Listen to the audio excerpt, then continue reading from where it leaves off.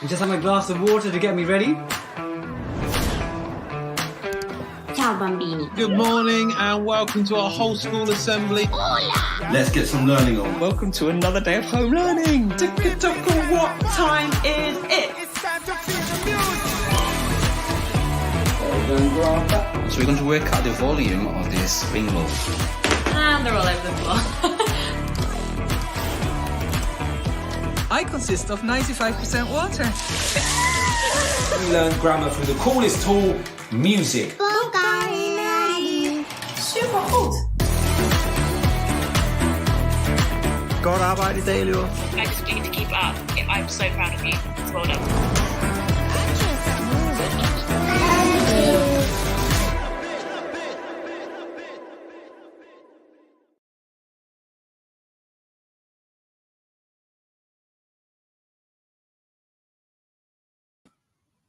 Hello everyone and welcome to our Google Reference School webinar. I am delighted today to be joined by Barton Peveril Sixth Form College. My name's Kat Lamin. I am a Google Certified Innovator Trainer and Coach, and today we're going to be learning all about Chromebooks and accessibility, and it's so exciting to be joined by this team. So I'm really pleased to be able to introduce you to Peter, Laura, Dave and Adam. Hi everyone. Hi. Good afternoon. Hello there. Brilliant. We're all here. This is very exciting. Yay. So what I'm going to do is I'm actually just going to put my feet up and let you guys have a chat amongst yourselves. But I'm going to start off by saying, would it be possible for you to introduce yourselves and let us know a little bit about Barton Peveril, because it's a very exciting college and I want to hear more about it. So I'm going to hand over to Peter first and I'll leave you all to it. Of course, gladly. So yeah, I'm Peter Horner. I am the IT manager and also lead on digital learning at Barton Peveril College. And I'm also a Google certified trainer and innovator. Laura, over to you. Thanks, Peter. So I'm Laura Stevens. I'm the subject leader for learning support at Barton. So I coordinate the support for our students with educational healthcare plans and students across the college as well. I'll pass over to Dave. Hi there. So yeah, my name's Dave. I'm the subject leader for photography. I extensively teach a large proportion of students within the arts department, so about 200 students, and one of the essential parts of that really is working with digital technology. I've been lucky enough to be with the college since way back in 2005 now, back when we mostly used the darkroom. So I've sort of seen the evolution really of our subject and how it's moved gradually into the digital world. So we've got quite a lot to share on that today. Thank you. Over to you, Adam. Hello, yes, I'm Adam Say. I'm library manager here at Barton Peveril of the Glyn Library, so the physical and the digital library, if you like. And yeah, today talking sites, I'll just let my sites talk for themselves in a bit, I think. Thanks everyone. So I thought I'd give a quick overview of Barton Peveril, to give you a little bit of context firstly about the college. So Barton Peveril is a sixth form college and we're located in Hampshire. We've got just over 4,000 students who come to us to study. And those students study a wide range of A-levels and vocational subjects. We actually started using Google way back in 2014. Well, now I do wish we started earlier, if I could ever go back and do that again. But yeah, we started off in 2014. And then we were lucky enough to become a Google reference college in 2017. In terms of our digital environment, we've got quite a diverse range of devices. So I've got some big numbers here. So in terms of Chromebooks, we've got about 1,500. We've also got 1,400 Windows and Apple devices. And we actually have about 5,000 personal devices, so bring your own device, attached to our Wi-Fi network every day. And the thing which unites all of those devices is that all of our users across all of those devices uses Google Workspace. So that means, for communication, we're using apps like Gmail and Google Chat. For collaboration, we're using Google Drive, Docs, Sheets and Slides. We're using Google Keep for note-taking and Sites for sharing information. And we've even just launched Google Voice, which has now taken over as our college phone system. So that's a quick recap, really, of Barton Peveril and our digital environment. But what I wanted to share with you all today is a bit about how we've been using Chromebooks and the impact they've had on teaching and learning. So we started using Chromebooks back in 2014. We started off with a very small pilot of 12 Chromebooks in our humanities department. And what I've written on this slide was what actually I wrote back in 2014 when I first introduced Chromebooks to our staff.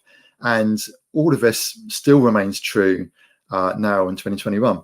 So Chromebooks are still our fastest devices we have in college. They take just 10 seconds to log in. So it means teachers can get started on their lessons really quickly. Students can get started on their work really quickly.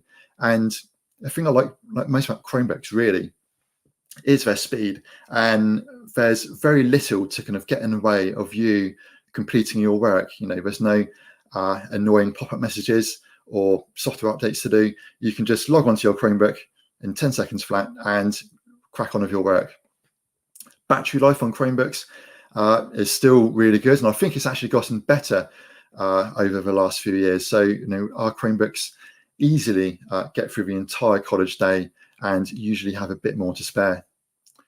Most of our Chromebooks have a touch screen. I always recommend getting a touch screen, so I think it adds a lot of extra functionality of a Chromebook, especially if you're using Android apps, which we'll come on to a little bit later. And Chromebooks really are secure by design. I read an interesting fact about Chromebooks last week.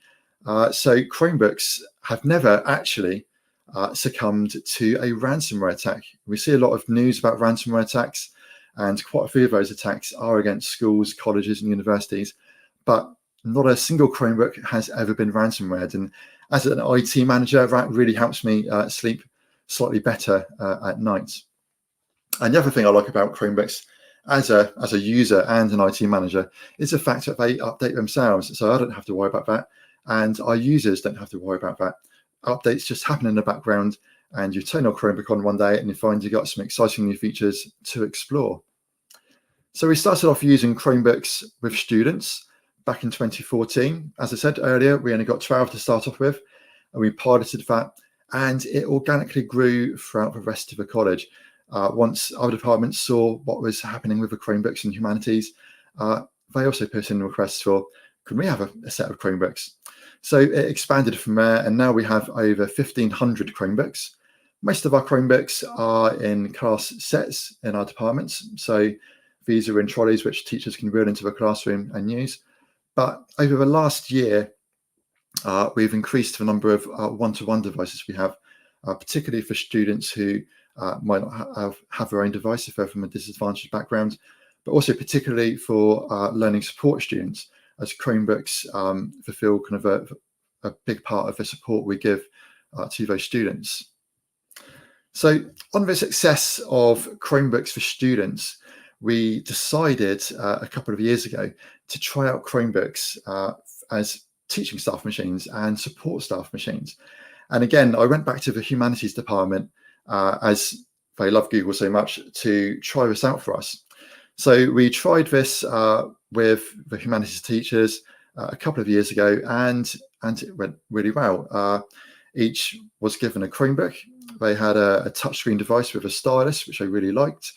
And we also did things like adding in Chromecasts into their classrooms so they could wirelessly present. That is a really cost-effective way of doing that. And one of the things we liked best about teaching from Chromebooks, actually I'll back up, I just skipped ahead a bit too quickly there. So we started off that pilot in 2019, I think it was. And of course, the year after, we all had a lockdown.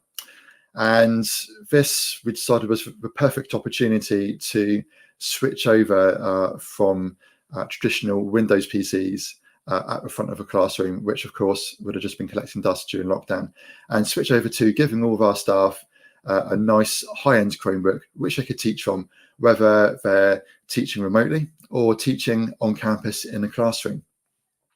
So we've done that, and that worked really well, and it meant everyone was teaching from a consistent platform. It made it easier for us to support teachers, but it also gave teachers access to some brilliant tools on Chromebooks. Now, the first of those tools really was having a stylus. Lots of our teachers found this really useful, as it puts having what you traditionally have in an interactive whiteboard in the palm of your hand, or on your lap, I should say, on your Chromebook. So Chromebooks include some really useful stylus tools. This lets you do things such as capture a region of your screen. You can create notes on your screen and do things like annotate slides or web pages. You can even turn your stylus into a laser pointer to highlight areas of a screen. And you can also turn your stylus into a magnifying glass and make different parts of a screen appear larger to bring students' attention to that part of the screen. And lots of our teachers have found that to be really useful. And I'm definitely pleased we've invested in Chromebooks which support a stylus. And the other thing the stylus came in useful for was whiteboarding apps. So our favorite is Jamboard, which is part of Google Workspace. And this is something that we introduced just before lockdown, but during lockdown, it really caught on, as all teachers then had access to an interactive whiteboard on their device. Students really enjoy using this too, because it's really fun and collaborative. And I think in the last year, we have created tens of thousands of jams now on Jamboard. The other thing our teachers like is that it integrates with Google Classroom, as it is part of Google Workspace. So it means it just acts in the same way as docs, sheets and slides. So Jamboards can be used as an assignment in Classroom. Also, it's just an easy way for teachers to share out that jam after they've finished teaching. And I said earlier that Chromebooks get updates very frequently. This screen capture tool was introduced in a new update, and it's already proving very popular. So previously Chromebooks, you could just take a basic screenshot, but now Chromebooks have this brand new screen capture tool, which really easily lets you capture a small portion of a screen, or even record part of a screen, which means now that all students and staff who've got Chromebooks can do screen recordings on their device without having to download a separate extension. So this, of course, is really useful for our teachers who are creating screencasts and want to share that out with their classes. But it's also a really good tool for students to use to, let's say, take a screen recording of their work and share that with their teacher and hand it in as an assignment in Google Classroom. So yeah, this tool has been very popular. And Chromebooks, back in 2014, they started off as very simple devices, and they still are really simple to use devices, and I think that's one of their advantages. But the ways we can creatively use Chromebooks now has really increased. So there's a huge number of apps available in the Android Play Store on Chromebooks, and also on the Chrome Web Store, and also web apps. So for instance, during lockdown, our students who study musical theatre were using their Chromebooks with Soundtrap to record music together remotely. Likewise, we had media students using WeVideo, another web app, to create videos on their Chromebook. So yeah, Chromebooks are now, I say, really good for creative applications. And these are just a few more applications which we've started using on our Chromebooks over the last year. I've chosen ones here particularly which have been used a lot by our teachers on their Chromebook devices for teaching. So I'm just going to pick a couple out here to talk about. So Mate, for instance, has been a very popular one we've started using this year, as it's been a great way for teachers to provide feedback and make that more personal by recording audio feedback. And it's also been a really good time saver. And likewise, Screencastify has also been a really popular tool for creating screencasts before we had that built-in functionality on Chromebooks. But I'm sure people will still use Screencastify just because it's been so popular, and we've created tens of thousands of screencasts over the last year. So now if we bring everyone else back in, and we can take a few questions, and also I'd like to ask a couple of our teachers on this call, so Laura and David, who both actively teach, how did you adapt to teaching with a Chromebook? How have you found it It's been quite a big change over the last year. So yeah, what do you think? Mm. Yeah. Do you want to go first? You got some thoughts? Sure. Yeah. I think because so much of our role within learning support is one-to-one based, that initially it was sort of that, how are we going to do that effectively, and how is that going to work? But actually what we found is using something like Google Meet to do those one-to-ones virtually, actually we saw on one side a bit of a decrease in anxiety, because just having that meeting virtually, sort of you weren't physically face to face with a teacher or a tutor, and that did help some of our students who wouldn't have asked for support previously, actually enabled them to do it. And though that is one of the elements that we will continue with, even though majority of the students will be back in and we will do face-to-face support, actually for some of those students, that it being online actually worked quite well for them, and the convenience of it, that if it's something they've got home and actually they've got a bit of time spare, that they could just jump on a meet and then we could interact as well. So actually on one side, it's been quite valuable in terms of things that we will take forward, but initially sort of quite a big change in sort of how are we going to do this, but actually we will take positives from it as well. Yeah, Dave, how do you normally use a Chromebook in your teaching day to day? Yeah, thanks for that, Laura. Yeah, so I've got lots I can share with you in a second, but if we're thinking specifically about physical Chromebooks, then one wonderful thing is not being plugged in. And that sounds like a very small thing, but as a teacher, the ability to move around a space is really, really important to me. And there's something about being stuck in one chair that doesn't seem to sit very well with me. And I like to kind of make my lessons a bit more dynamic. So one-to-ones and feedback being at the heart of a lot of what we do within the art department. I think working with Chromebooks just gives it that flexibility and brings a new dynamic to the classroom. I mean, there's much more I could say, but I think that's a really simple, fundamental thing that's really changed things for us. By that, do you mean the ability to wirelessly cast your screen to the projector? In front of the room, kind of liberated you from being trapped in your teacher's desk. Definitely. I mean, I love being able to walk into a classroom, press a button, and it appears. So you're already prepared.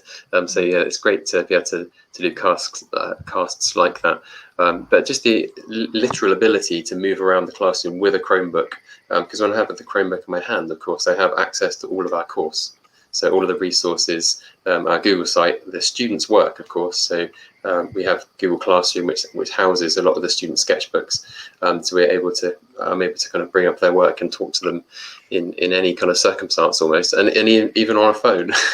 So we shifted over digital so much now, I think that we have the ability to, for students to even do work on a bus. It's so brilliant to hear a story like yours. So brilliant to hear a story like yours, because so many schools are just a bit apprehensive about going fully Google, getting Chromebooks across the board, and just to hear how well it's integrated and how well it's worked for your school is so nice to hear. I'm already thinking about schools I want to recommend to watch this back, because it's so interesting what we're hearing. We have had one question from the audience there. I think we've already decided that Peter's answering this one. Will Taylor would like to know, what Chromebooks would you recommend for staff in schools and colleges? And this is a question that comes a lot, because obviously you've got ones that we use for children. My recommendation is the Lenovo 500E. That's my favourite one for students. Absolutely, but staff, it's a really good device. You tend to want something just a little bit fancier, so they feel special. But what's your recommendation? Yeah, well, like you say, it's nice to make staff feel a bit more special than the students. Plus, you need something which, it's got a little bit more power there to handle, lots of tabs, Google Meet, and other things running in the background. So for us, we have started off using the Acer Spin 13 Chromebooks, and the reason we liked those is because they had a built-in stylus. It's a large touchscreen device, and it's a 2-in-1 device, so it can still be used as a tablet. There's a new model out this year, which it doesn't include a stylus anymore, but you can still buy a separate stylus with it. But there's so many. You're spoiled for choice now on Chromebooks. There's just so many devices out there. So I've got one tiny thing to add to that, actually. Sorry, but go for it, the fact that our Chromebooks fold backwards and they turn into tablets. Again, this is a really simple, functional thing, but it's so much easier to hold and walk around a classroom with that, rather than a whole kind of open Chromebook. So again, that's just a sort of very practical thing, but I think that actually works really, really well for us. Yeah, and we found that with the LSAs use the Chromebooks as well. So our support assistants with the students, and actually things just like Jamboard, but being able to actually write on it, but have it as a tablet. It's just, yeah, as Dave said, the ease of use is much better.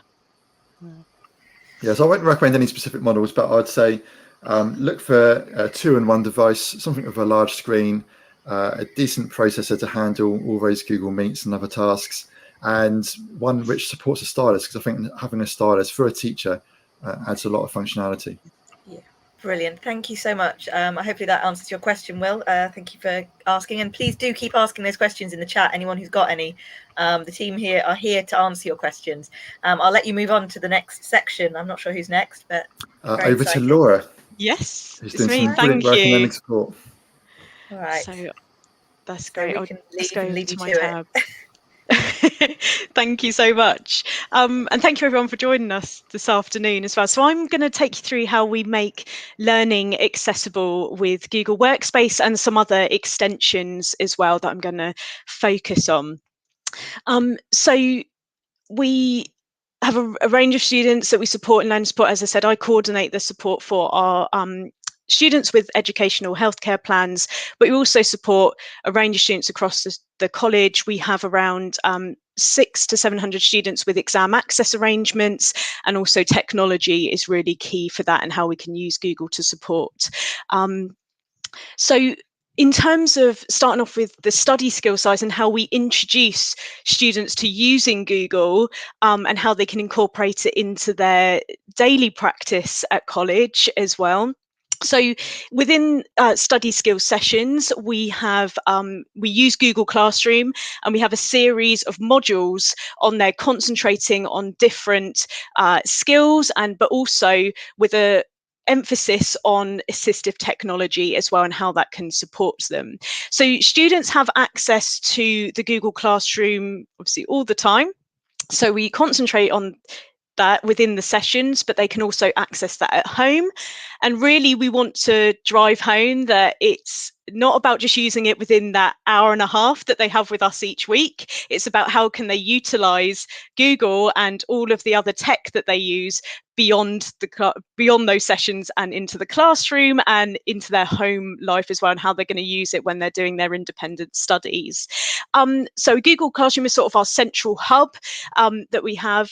And then this year, through lockdown, and something that, as I said, we've continued with as well is to have one-to-ones, but using Google Meet. So again, they're getting sort of know how to use the software itself, but having that accessibility that you're able to quickly just send a student an invite to a Google Meet. You can jump on and then discuss anything that they want to go through. And as I said, particularly during lockdown, this was extremely helpful that we could continue those methods of communication, that it wasn't just here's a lot of content and off you go, that's it. Actually, we were still here to support them, and we could provide that through Google Meet as well.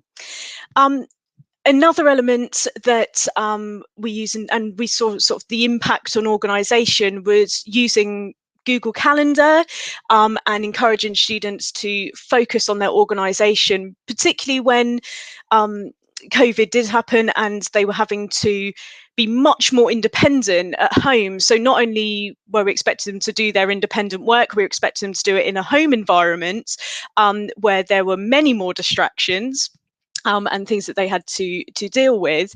And just sort of something that comes across everything I'll be talking about is that sort of synchronicity of syncing up all the apps and how Google can work together to make everything more accessible. So using Google Calendar, but also focusing on other ways that we can reduce distractions and help students get organised really helped, and having those reminders. So sending the Google Meet link through Google Calendar, and then that gets emailed to them as well. They had those reminders of when that was going to happen. So really developing the skills, but also skills that are not going to only help them at college, but all of these things are going to help them when they go on to employment or university, apprenticeships. whatever route they're going into, these skills are just going to follow them all the way through, and that's really what we wanted to emphasize with them. So although lockdown initially, as I've mentioned before, it was sort of how are we going to do this? Actually, Google offered us many methods that we could reach out to our students even when they were at home as well. What we've done this year as well, and the previous year, with the transition process for our year 11s that will be joining us in September, we've introduced Google straight away. And this is not just within learning support, but this is across the whole college in different subject areas. But what we've done is introduced certain Google apps and had a transition Google Classroom. So those students know straight away, we will be using Google and we'll be using it a lot, but these are the benefits of it. So we have used Google Jamboard to highlight that importance of collaboration. So with our year 11s that are coming up, we've asked them, use the Jamboard to ask us questions. How do you want to receive this information? What questions have you got about learning support once you get to college? But it's very much more interactive. They can see that other people, other students have put on a question as well. So again, that sense of collaboration and inclusivity is there. So as I mentioned, we have a Google Classroom for our year 11s that are coming up with a learning support need or exam arrangements. And we also have one for our students with an EHCP as well. And this introduction to the importance of assistive technology, as I said, we do through Google, and we also introduce them to our student technology advocates as well. So we get students to teach other students and also staff how to use assistive technology and with a Google focus. So straight away from that transition process, they know Google is key and we will be using it. And also a bit of reassurance that they know how to use it a little bit before they come to us as well. In terms of the wider impact, so there is a sort of focus on learning support, but also we want to see how can we reach out to the wider college, because there may be students that are undiagnosed, that don't yet have their exam arrangements, that maybe don't want to reach out for help necessarily, but would like to access resources online. So we're always thinking about how can we reach those wider students across the college of the 4,000 plus students that we have, rather than just those sort of 600 that we may see. So again, we come back to Google Classroom, love Google Classroom. So Google Classroom, and also we have a Google site. So the content that we focus on within the study skills sessions is accessible for all students. So we don't just keep it limited within learning support, it is available on a wider scale. And again, using Google Classroom, Google site, they're already aware of how to use those resources. As I mentioned, that sort of is an inclusive message across the whole college. It's about how technology can impact everyone, not just those students with a learning support need. So moving on now, just a little bit more about sort of inclusivity and what we have taken forward beyond the lockdown period, and what we've actually carried on and we'll incorporate in our next year's support of the students. So as I mentioned, we want to really focus on technology for all, rather than purely concentrating on just a learning need. So what we tend to do within the study skill sessions is focus on skills. So how can Google help you with being organized? How can it help you with revision or exam technique? How can add-ons like text helps read and write help you with your reading and writing and the other skills that you're going to need beyond college? So we tried to, rather than just saying this is a good app for dyslexia or this is a good app for ADHD, for example, we try and do it by skill instead. So again, it's something for everyone that's going to benefit all, rather than just benefit certain students as well. And again, students then don't maybe feel so sort of that they're being known by their need. They're sort of just being known that this is a skill that's going to help you. You're not just being classified by your learning need. So other apps that we've used and other add-ons that have been helpful for these skills. I've mentioned Read and Write, which we use very heavily across the college, and it's a Google extension that we have available on the all Chromebooks. We also encourage the use of add-ons like Grammarly. Moat in particular has been really important for us, giving feedback to students in a more accessible way.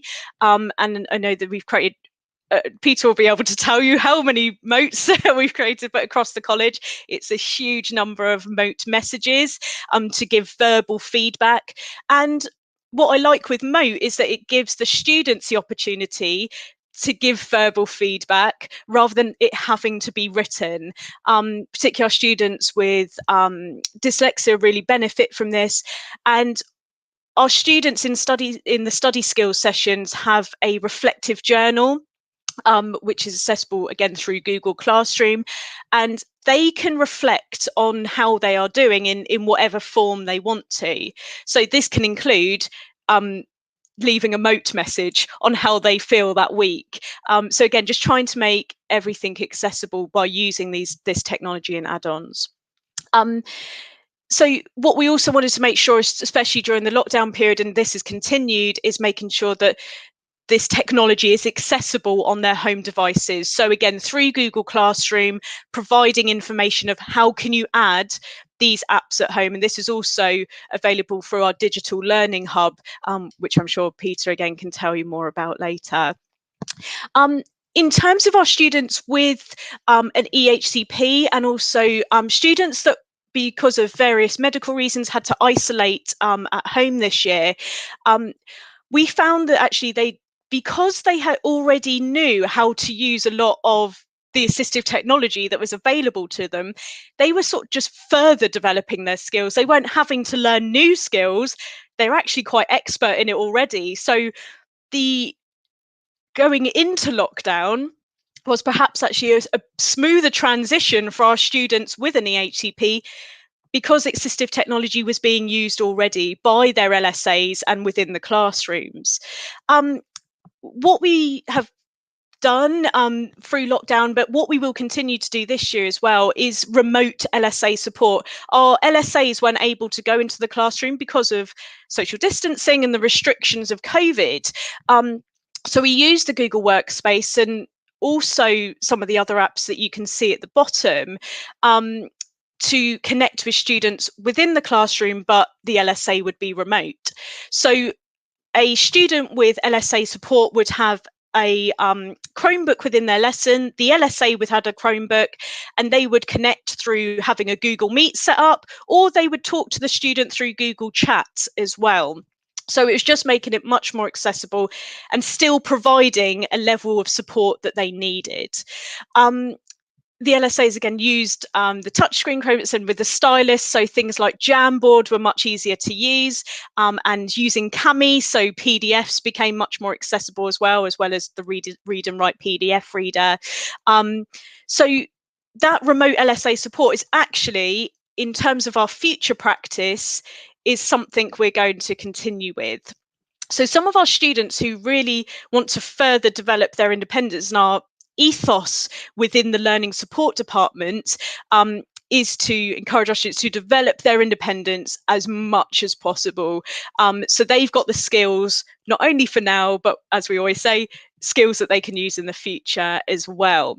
So that remote LSA support is actually something we will continue, and also having Google Meet one-to-ones, both for accessibility and being able to catch up with students very easily, but also just that growing that level of independence, not having someone sat right next to them within every lesson, but still being able to communicate with them through Google Chats or Google Meet. What we want to do in terms of, from our side of learning support and study skills, is continuing to develop that student awareness of how Google Workspace can work for them and how much more independent they can come, sort of the independence that can come from that as well. And the impact it can have on their studies. So having that synchronicity across all of the different workspace applications, but also the extensions, allowing the content of lessons and things like homework to be as accessible to them as possible, and also how that can impact them when they go on into the workplace or they go on to university. These are things that you can continue to use and will continue to develop your independence and the skills that you need to be sort of fully rounded in using technology. So hopefully that has given you some ideas. It's quite obviously a short amount of time to talk about everything we do within learning support, but just a bit of a flavour of the sort of things we do in terms of introducing students to technology. And I will just come back into the chat as well in case there are any questions, and we can maybe have a bit of a further chat about that as well. So interesting, Laura. I'm a big fan of accessibility, so it's huge. I just loved hearing from you. And you had so many good ideas and so many suggestions. I've got a question for you. There haven't been any in the chat. I think just lots of comments, people saying how wonderful it's been to hear from you. And it's a very simple one for me. You talked about various tools and various things, but what do you think, and this is for all four of you actually, what is your big win for accessibility? What's your favorite tool or application or feature on the Chromebooks in terms of accessibility? Oh, I think, sorry. No, you go first, Laura.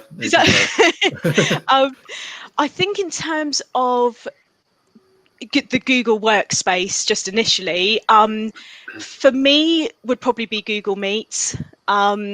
Just in terms that those students that were having to self-isolate, that didn't have the choice, and that still some of our students unfortunately haven't been able to come back due to various medical reasons, being able to, although we're not physically face-to-face, being able to see someone's expressions and that there is someone there to support them, and also just allowing them to see the lesson as well, that making it still accessible, that it's not just written content that they're seeing, they're actually seeing a live teacher that is there being able to support them. In terms of an extension, as I said, we use read and write a lot in the college as well. And in terms of the features of the toolbar, again, for students that are isolating at home, being able to use speech to text in their own time and making that much more accessible, and also the other way around, text to speech, so they could listen back to their work and proofread their work as well. But just some of those features, again, growing that independence and allowing, if they do have a chunk of writing that they need to look through, it's not as daunting as maybe it was before if they knew they didn't have that text to speech feature that was available. It's lovely to hear how passionate you are about it all. It's really nice. Oh, thank you. We'll speed through and ask Peter, David and Adam if they've got anything to say before we move on. I'm conscious we're running out of time and I don't want to cut you too short. I can put some in the bit I talk about next. So it's coming. Brilliant. I'll say one very quick one then, which teachers can use when you're doing a Google Meet or screencast, is go into your Chromebook and you can make your mouse pointer a different color, you can make it bigger, and it just makes it easier to see for everyone, whether you've got a visual impairment or not. So I think that's just a really easy tip to do for teachers, or zoom in the screen a bit just to make it a bit easier to read, especially if you're looking at it on a mobile device. So that would be my one to add. Absolutely. I'd probably have to go for sites, just because for our purposes it scales to all devices, it's easy to use. It's really changed how we can sort of highlight resources, which I'll get onto in a bit, but love the fact that new sites, you can just look at it on a phone and it looks the same or similar to a desktop or a Chromebook. So yeah, lovely. It's really interesting to hear such a mixed bag of accessibility there. It's so cool. Right, I won't keep you any longer because as I said, we've got two more people to hear from. So I think we're going to Dave next. Is that right? Yes, that's correct. Brilliant. All right, then I will speak to you soon. Amazing. This is probably a good moment to say thanks to Learning Support. I think so many of our students have really benefited this year, especially during such an interesting period of time with lockdown. So that there is so much, there's so many things I could talk about, and it's been really, really difficult to try to condense it. So I've got a quick overview here in my slide, and then I'm going to guide you through some of the actual resources. So I'd quite like to show you some actual examples. So I hope you don't get too dizzy as I kind of move through my tabs in a few seconds. So it's been an interesting journey for us, because when I first started working at the college, it's going to sound like a really long time ago, but I was working with darkroom-based practice. So I've seen the course sort of evolve gradually over the period of years, really, over the last sort of 15 years or so. And it's been lovely to be part of that. But the reason I'm mentioning it really is the fact that we were lockdown ready. So with with the support from the IT team within the college. I felt really well supported to kind of move into that. Not just us as teachers, but our students. They were already very kind of literate when it came to working with technology. So there's a few things here. I'm just going to whiz through the kind of key things I've got, and then I'm going to show you some examples, as I said. So the Google site for us is super important. And it has become a real hub for us. So it's the place where the students know that they can connect with all the different resources we have for our subject. And it's quite interesting, I think, to look at other areas such as learning support. You mentioned how important Classroom was, and of course that is important to us too. But I think we all kind of have our things, and we use the technology available to us in a creative way. And if you can kind of take anything away from this today, and from my part of this presentation, it's really think about how you can use technology to work for you, to work for your subjects, because there are admittedly apps that we don't use. There are things that we don't kind of need, and there are things that we really do. So I think it's a case of getting to know some of them. So the Google site, really important. Google Maps, interestingly, have become really important to our subjects. So photography does use that as a shoot location finder. So it's an interesting, because it allows us to actually show students where they could actually go to take photographs. So you'll see that in a second. YouTube, of course, it's been essential, I think, for sharing videos with students. So we created screencasts. We've also done screencasts which produce tutorials for Photoshop. So we can really teach students anything with videos, and that, of course, doesn't kind of offload the work. It actually kind of allows us to have a sense of kind of freedom, I think. So the students can be using videos, and that kind of frees us up as well to kind of allow us to kind of support them in different ways. Google Classroom, it does go hand in hand with the Google site, really, but Classroom, we use it in a very different way, and you'll see that in a second. So it's less visual, and it's very important, I think, for a creative subject to have visuals, and you'll see that on the Google site in a second. But Classroom, it's used for student work, so it's where they access their sketchbooks, it's where they go to their assignments, and it's how we give our feedback mostly. We use slides and forms and docs, so we do kind of tap into all of those things. In particular, I think slides are probably the most useful to us, because our sketchbooks, once upon a time, used to be physical. Now, we still print them, we still do have physical sketchbooks printed, but we do now use Google Slides, which I know that's not necessarily what it's for, but we do use it for digital sketchbooks because it gives students access anywhere they like. And as I mentioned earlier, they could even access their sketchbooks and do their work on the bus, which I kind of like to think that they're doing. So Google Forms, really good for collecting student voice feedback. It's very quick and easy. And of course, you can create charts and graphs, which really kind of ticks the box for me. I love the fact you can kind of visualize that data. Google Docs, that's used for the written work, of course, but really important for student feedback. Once upon a time, we used to print things, write on bits of paper, but there are so many limitations to that. And Google Docs can also streamline and speed up your workflow. So I'll show you a few examples in a second. Mote, really good one for us. Mote and Screencastify, I think that we use them in very similar ways. Mote is quick feedback, so it's when it's better or more personal, maybe, to actually provide some verbal feedback. And Screencastify, when you want to give a bit more detailed feedback and you want to share your screen, of course, it's really useful for that. So often we give sketchbook feedback using Screencastify. I've even sort of dabbled with mobile screen capture, and I know that's not officially a Google technology, but I thought it was useful to put it into the mix because, of course, we can be showing students how to use different types of technology, so different Google apps, and that's just another method, really, of sharing it with them. On our taste today, so only yesterday, so just the last few days, one of the things we did actually use was mobile phone screen capture, because it allowed us to see the project from the students' eyes. So they're at home taking pictures with their cameras, and we needed a way of kind of working with that from a distance. So that worked particularly well.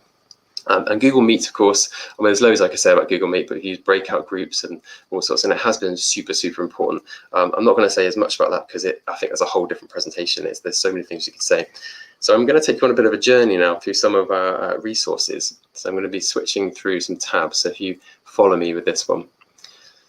So the Photography Google site, it has evolved over the years, and it changes, and it's I mean, I love to save old versions, and you can kind of see a timeline of how it's kind of changed. And we have recently, in the last week as well, been tweaking it a little bit. But what you'll see is a very visual starting point.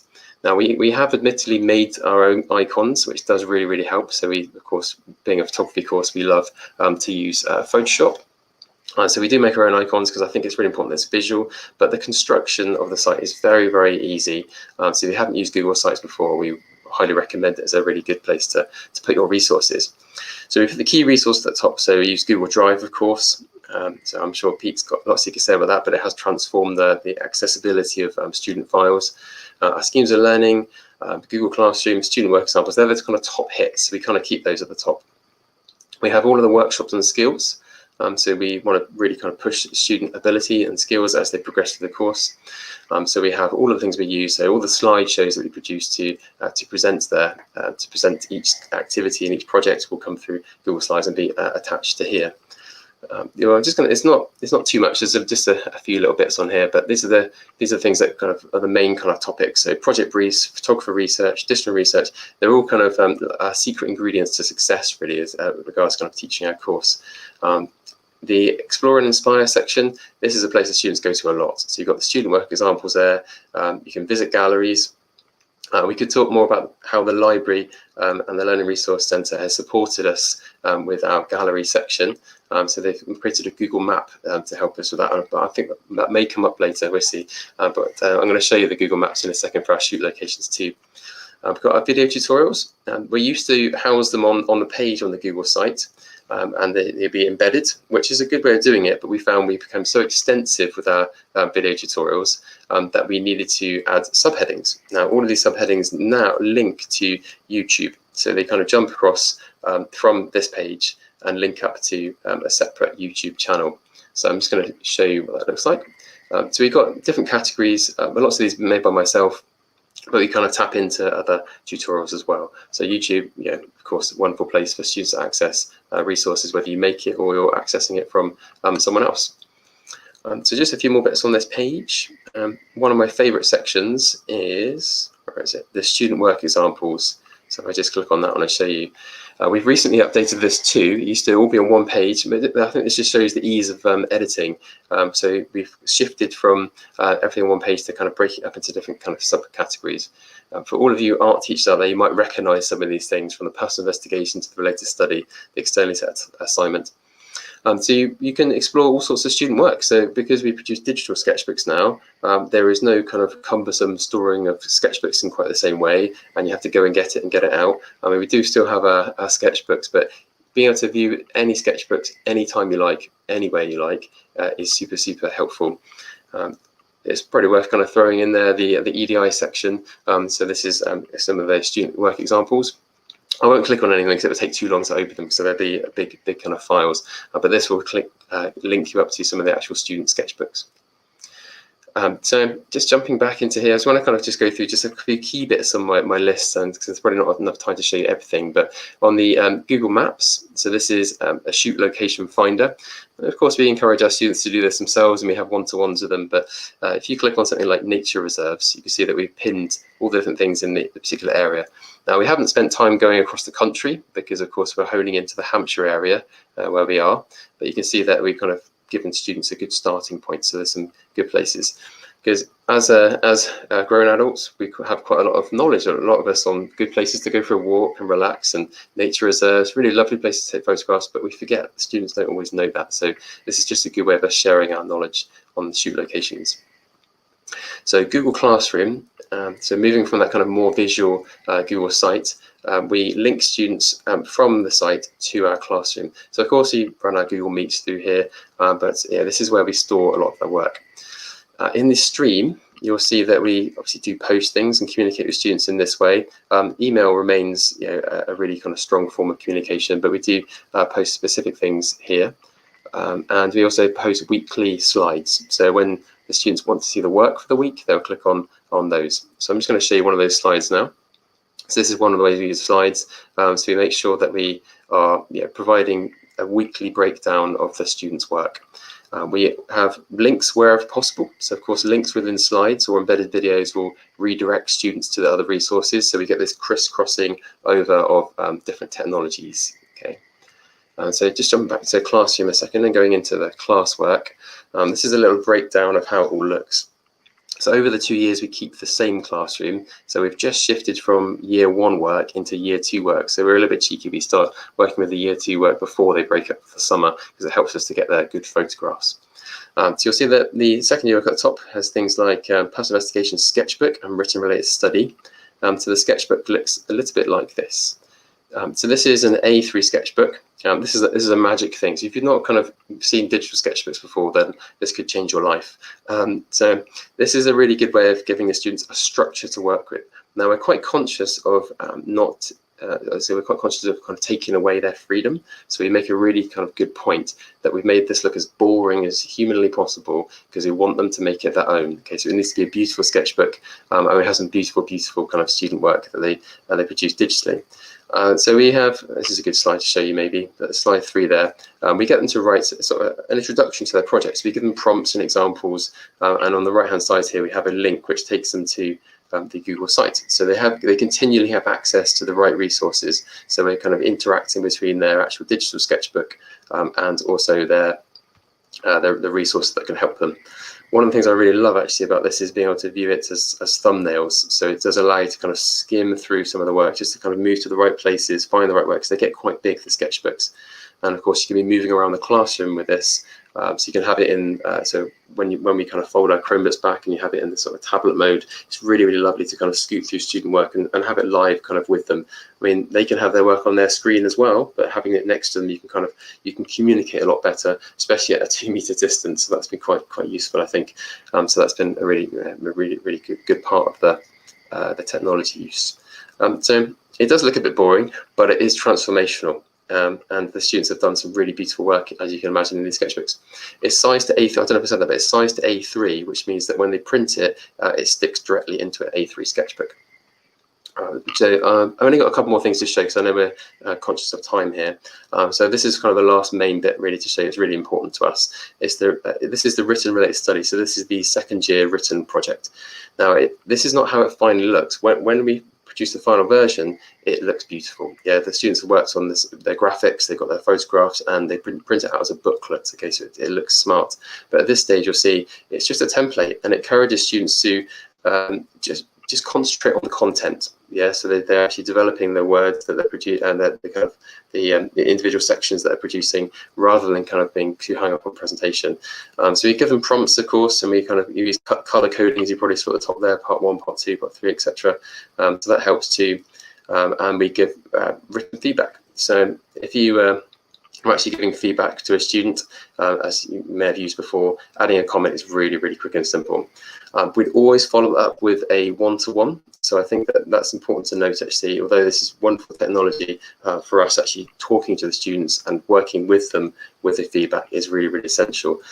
So that's pretty important to note, I think, is maintaining that kind of connection, even if it's through Google Meet, of course, but it's really important, I think, to be able to connect with the students and talk to them directly about all the feedback we give them in this kind of format.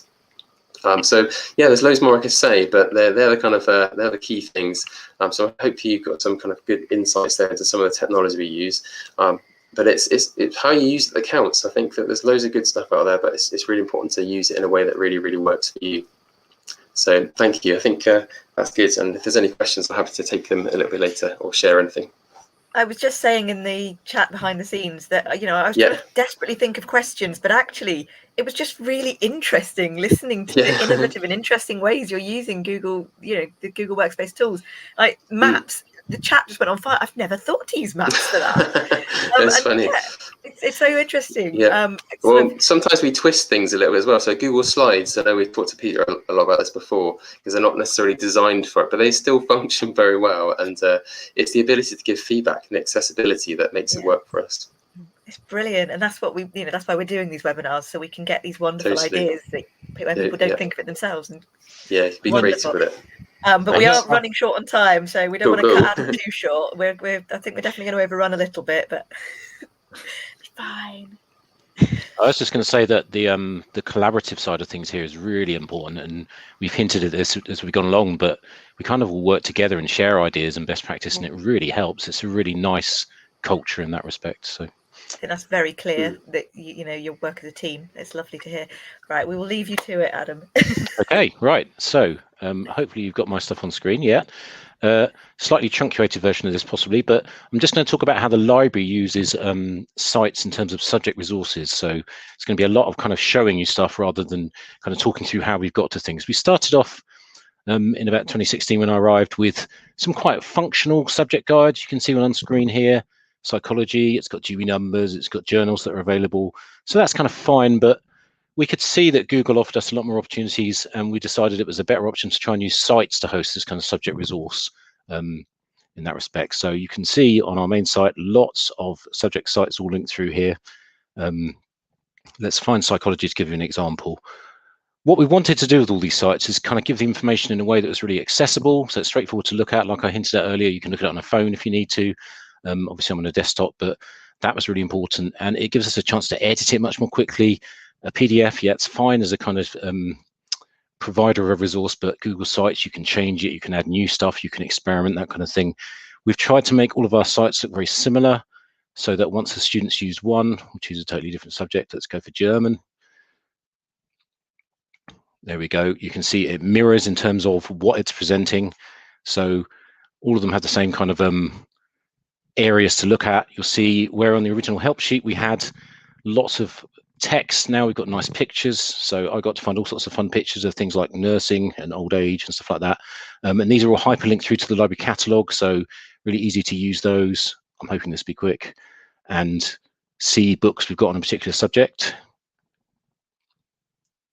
Yeah, there you go. So you can see what's available on the catalogue. That's all linked through. There's a selection of journals for each kind of subject. So these are for every single subject where we've got journals, which is just about all of them. Ebooks get highlighted as well. So really nice to be able to say, hey, there are new psychology ebooks you can kind of access to students. These are shared by teachers as well, by classroom and stuff, but we can add to that. Digital resources, overview of resources that we actually pay for and that we've sort of located. We did a lot looking through university sort of help sheets and finding really useful free stuff as well. So there's a massive stuff here for students to look at. Social media is one we've kind of pushed as well. Think about following social media for your subject. That's going to actually help so information comes to you rather than you having to go and find it. Bit of a switch from what we call kind of like the caveman hunting model for resources to the sit on the sofa model. So in that respect, it's kind of getting information to come to you, and I'm whizzing through this a bit, so sorry. We also tried to highlight apps that we'd found as well. So some for psychology there, and things like a reading list on the end so that students can kind of go, what was that again that I'm supposed to be reading as a textbook? Hopefully they know this, but it's there for them as well. And we'll go back to German. You can see totally different sets of social media, and these are all linked through so that you can kind of have a look at them literally. Let's try Deutsche Lernen just for fun. That's on Twitter as a social media, so improve your German. You kind of get the idea there anyway. We won't dwell on that too much. So the sites, you can see we have about 50 plus of them. Just about every subject is covered apart from Latin, and this sits on our Glyn Library site, which is another story, but that used to be on Moodle, and we moved across quite rapidly to Google Sites because it's so much easier to use, much more kind of straightforward to kind of edit, that kind of thing. So compared to Moodle, it's a breeze. But the idea was to give that coverage of just about every single site, and then students, if they'd gone and looked at psychology and gone, okay, I can find Dewey numbers here, they could go to a completely different subject. Classical civilization we'll choose. And okay, I know how it all works. It's all kind of together like that. So, you know, it's that kind of overview that was really useful. And this paid off massively when lockdown started, because this was all there for students to access. And obviously getting hold of books was harder, but all the digital resources we identified were really, really useful. So it's been a real bonus to have this as a setup, and it's really nice to manage. Just like Dave said, we experiment quite a lot. We're constantly kind of, you know, trying out new things, and Sites constantly gives you new things. So it's really nice in that respect. The banner at the top there, you can see, that's fairly new. Last year that came through, and that's really nice to highlight stuff, for example. But anything that comes along, we try and have a play with. And I talked about that collaborative thing earlier in terms of Barton Peveril, but it's also that innovation and experimentation that I think we all really like and enjoy. So that's a key part of what we're doing. So that's subject sites, kind of whistle stop. A couple of other things to kind of show you in terms of other things we're actually doing is using sites for course support. So there's a couple of ways we can do this. We have what we call our topic resource sites, which we have a list of here. Now, where subject resource sites are very kind of formulaic and very kind of similar, they repeat deliberately so that students can't really get lost. Topic resource sites are much more varied in terms of how they present stuff. And I'm going to show you a couple quickly in a moment. You can see the kind of range of stuff we've got. But they're a kind of more fun way to experiment with topics. This can be topics that are very much tied to a particular kind of essay or similar that students are doing. So for English literature dystopia, here is one that I'm just showing you. You can see it's kind of similar to the subject sites, but in terms of having these books linked through, just let it catch up a bit. But we've got things like we can add YouTube videos all about the wonderful world of dystopia. So they're popping up. Hopefully. And you can see along the top other options and kind of things. So it's a kind of chance to give a real bit of support for students that are focused on a particular thing, a particular kind of topic. You can see there's a few in there like climate change, European film movements, but you'll also see different stuff like Black History Month is covered, LGBT history, LGBT plus history month is covered, things like the Holocaust and fake news there. So there's a lot of stuff going on there, and it's quite a fun way to kind of experiment with sites and make different things than you would if you stick to kind of a template, which is what we were doing with the subject resource site. So here's our Shakespeare one. You'll see kind of similar. I could talk through all of these kind of endlessly, but I'll sort of end by looking at one of the more fun ones that Dave's kind of touched on, which is the art gallery site. So this is a publicly available site that is used normally. It started off being used by foundation art students that were just about to join, so they didn't have access to our network, but this is live everywhere. And I think I'm going to share the link in the kind of feed on YouTube, so you can have a look yourself if you want. This was great fun to make. I mean, Dave said about Google Maps, but what this does is give you some examples of, say, local galleries here, and then we have a nice local galleries map. You can click through, okay, Coastal Gallery, it's all hyperlinked through. It's a great way, if you're just interested in art, to be honest, to go and have a look at stuff. But we found for prospective students, it really worked. And it's kind of taken off a bit because people were just interested when we were showing this off at various other places and various talks and things like that. And you can see along the top here, we've got it broken down by our art subjects at the college. There is a shoot locations one as well, which I think we need some work compared to Dave's one. But something like graphic design, some ideas of places to go, and then another map. There you go. And, you know, it broken down into things like London. So there are options there in terms of where could I go in London to visit, but also a lovely big London map. So you could, at one point we had maps of how you could kind of explore London, suggested routes and things like that. But all of these, again, link through. So it's quite straightforward. If you want to go to Camden Art Centre and then down to the Pump House Gallery, it's kind of all linked there and all available. So do have a look at that in your own time if you like.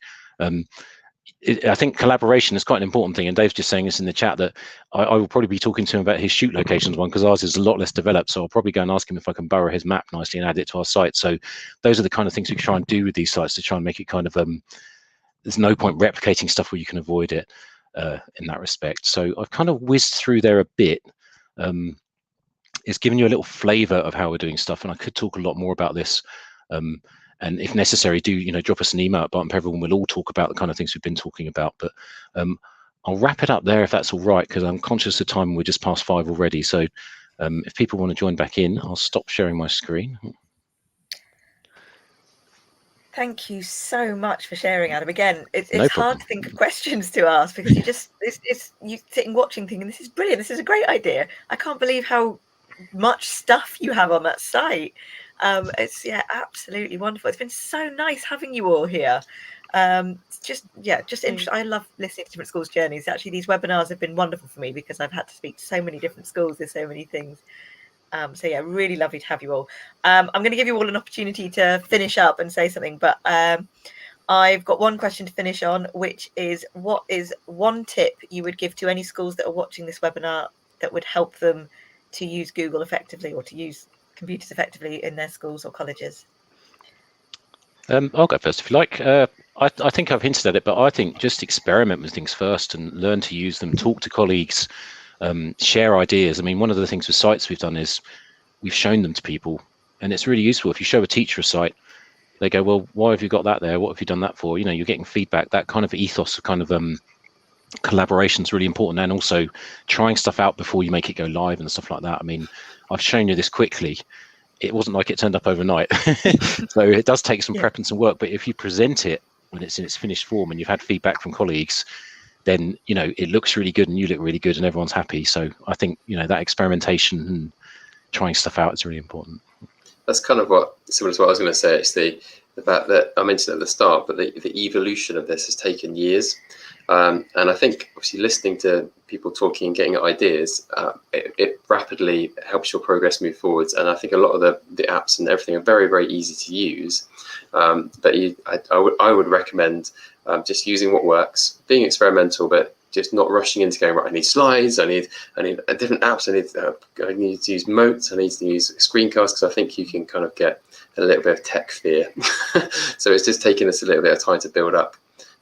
So yeah, just to see what works and allow it that time, I think, allow it time to settle. Yeah. Brilliant advice. It's something I've said quite a few times over the last year, 18 months. You know, try and master one tool before you get the lot. Brilliant, thanks. I was going to say very similar as well, but in terms of experimentation. But one of my students, when we were talking about tech the other day and we recorded a video, she just said, don't be scared of it. It's okay. It's not a monster. It's not scary. It's just something that's really going to help. But as you said, we've given you like loads of ideas and lots of different tools. It might seem overwhelming, but it is like that, just focusing on one or two at a time and seeing how it can work, and have a chat with the students. How do they think it could help them as well? How is it going to make their lives easier? So get student feedback is always really great. Google Form as well. Google Forms. I love the Google Form. Yeah, you can do it all through Google and it introduces them to that as well. So, yeah. Yeah, I agree with everything you just said. And I was just thinking back to the start of our Google journey back in 2014. You know, we just started off really small. Google Workspace, or Google Apps for Education, as it was then called, was just an additional service. We didn't force anyone to use these tools. As soon as we'd piloted it, other departments wanted to try out Google Classroom for themselves and try out slides and things and experiment with it. And now we are 7 years later. The whole college is using it, but it didn't happen overnight, and we didn't force anyone to use it. It was been completely optional throughout, and now no one's using the older systems. We can turn those off, so that's great as well. So yeah, don't be afraid to fail. Try out stuff. Start small and experiment. Brilliant. Well, thank you again for joining us. It's been an absolute pleasure to have you all here. And I'm looking forward to hearing more about your journeys in the future. Hopefully you'll join us again next week. We're back on Thursday with Witten Park Academy, and they're also going to be talking about Chromebooks, but a slightly different perspective, and talking a little bit about how their tech team also has helped with their deployment. So thank you everyone for watching, and thank you Barton Peveril for joining us. It's been lovely. So thank you. See you soon. Bye everyone. Thanks. Thank you. Nice one. Thanks everyone.